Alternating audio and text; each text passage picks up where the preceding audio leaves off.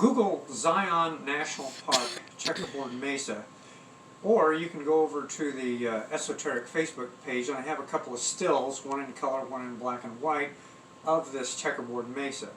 And what you will see is basically petrified sand dunes, one laid on top of the other. You'll see a bunch of horizontal lines, which are the base of all the sand dunes that were created.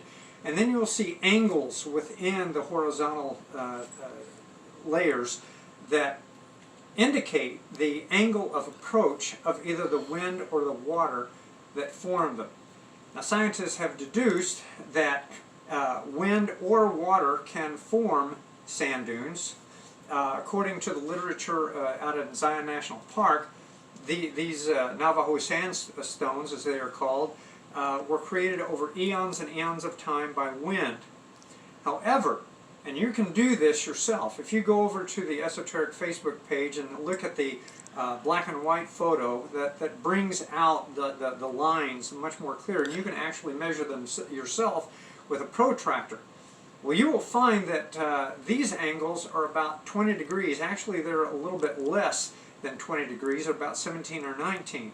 Now, here's the difference. If wind formed the sand dunes, the angle of approach is much steeper, say around 30, 35 degrees. But if it's formed by water, it's around 20 degrees. Like I said, these have an angle of about 17 or 19 degrees.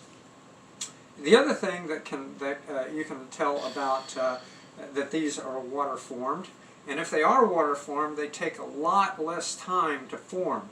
Winds would take eons and eons of time, but these sand dunes would form really quickly if they were formed underwater. So not only do this angle of approach, the about 20-degree angle, show that these have been made underwater, but also there is a mixture of dolomite and limestone within the Navajo sandstone. Well, dolomite and limestone are two minerals that are definitely made underwater. Now here's the interesting thing. Through scientific experiment, they have found that if a sand dune is formed underwater, it takes 5 times the amount of water depth-wise as comparison to the height of the sand dune to form it. Now, some of these Navajo mesas are 100 feet high. So that means the water that created them had to be 500 feet deep. That's on the order of a worldwide flood. Want to learn more? Click the link.